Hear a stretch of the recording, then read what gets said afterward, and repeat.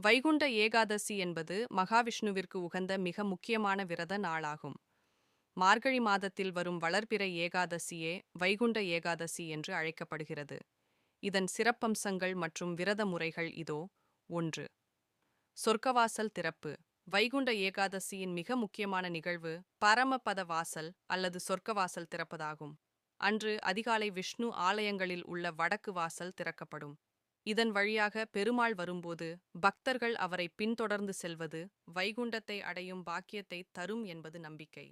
2வது விரதத்தின் முக்கியத்துவம். இந்த விரதம் முக்கோடி ஏகாதசி என்றும் அழைக்கப்படுகிறது.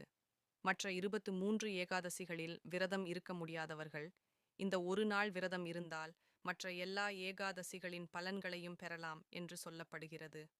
3வது விரத முறைகள். உணவு. அன்று முழுமையாக உபவாசம் பட்டினி இருப்பது சிறந்தது. உடல்நிலை முடியாதவர்கள் பால் பழங்கள் மட்டும் எடுத்துக்கொள்ளலாம். அரிசி உணவை தவிர்க்க வேண்டும். விழிப்பு. ஏகாதசி இரவு முழுவதும் தூங்காமல் விழித்திருந்து ஜாகரணம், விஷ்ணு புராணங்களை படிப்பது அல்லது இறைவனை பற்றிய பாடல்களை பாடுவது வழக்கம். மறுநாள் துவாதசி. அடுத்த நாள் காலையில் பாரணை செய்து விரதத்தை முடிக்க வேண்டும். அன்று உணவில் அகத்திக்கீரை, நெல்லிக்காய், சுண்டைக்காய் ஆகியவை சேர்த்துக்கொள்வது மரபு. 4ஆம் புராண பின்னணி முரண் என்ற அசுரனை அழிப்பதற்காக மகாவிஷ்ணுவின் உடலில் இருந்து தோன்றிய ஒரு சக்திதான் ஏகாதசி தேவி. அவளின் சக்தியால் அசுரன் அழிக்கப்பட்டான்.